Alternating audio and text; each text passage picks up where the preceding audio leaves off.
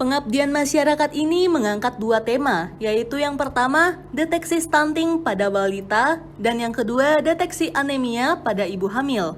Untuk mencegah stunting ini, kita harus bekerja sama kepada keluarga dan masyarakat untuk memberikan ASI yang terbaik kepada anak-anak dan selalu rutin untuk membawa anak ke posyandu dan imunisasi, serta menjaga lingkungan dan air agar selalu bersih. Sebenarnya mudah kalau mencegahnya itu asal ada kerjasama kita dengan masyarakat.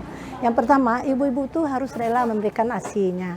Kemudian setelah ASI-nya selesai, ASI inklusif yang 6 bulan itu, dia akan memberikan PMT. Terus PMT yang diberikan itu tentu harus yang berkualitas juga, supaya gizi yang dibutuhkan bisa diterima sama bayi tadi. Kemudian dia juga harus rajin ke posyandu untuk deteksi dini tumbuh kembangnya, anaknya, sehingga kalau terjadi hal-hal yang tidak diinginkan cepat segera diatasi. Terus juga imunisasi itu penting supaya mencegah dia dari penyakit yang dapat dicegah oleh imunisasi ini tadi. Kemudian tentu juga air harus bersih, lingkungan harus bersih. Terdampak stunting, yang pertama dia harus memberikan makanan yang super bagus lah ya, boleh dikatakan untuk kejar tumbuh.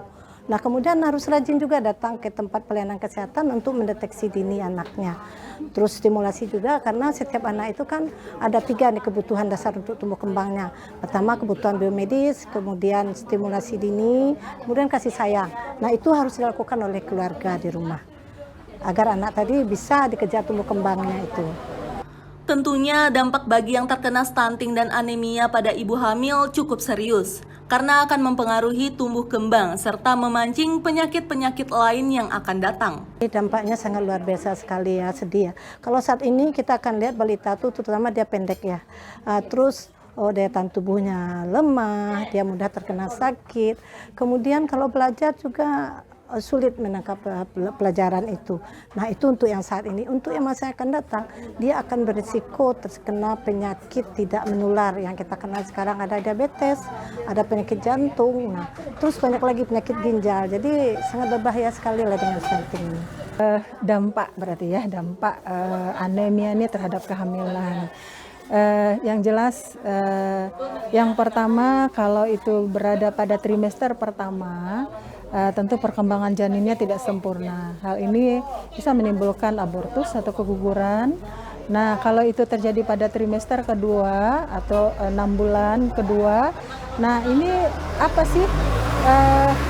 Bukan hanya janin yang gugur, perkembangan daripada organ-organnya tidak sempurna. Akibatnya mungkin bayi nanti lahir dengan berat badan lahir rendah, bayi lahir dengan cacat, bayi lahir dengan ketidaksempurnaan ya. Nah, ini yang dampak yang secara signifikan jelas kepada ibu hamil. Selain dampak saat kehamilan, dampaknya setelah melahirkan juga. Nah, sekarang kita tadi udah bicara juga stunting ya. Nah, ini program pemerintah yang juga sedang difokuskan oleh pemerintah untuk mencegah stunting. Stunting itu dimulai dari kehamilan. Jadi bayi-bayi stunting lahir itu menciri khas bahwa ibu hamilnya juga kekurangan zat gizi atau anemia. Panitia dan pemateri dari kegiatan ini mengajak masyarakat untuk tetap menjaga kesehatan serta memperhatikan apa saja yang baik untuk dikonsumsi. Karena itu semua akan berdampak nantinya kepada tumbuh kembang diri. Dari Padang, Sylvie Marcelina, Nagari TV melaporkan.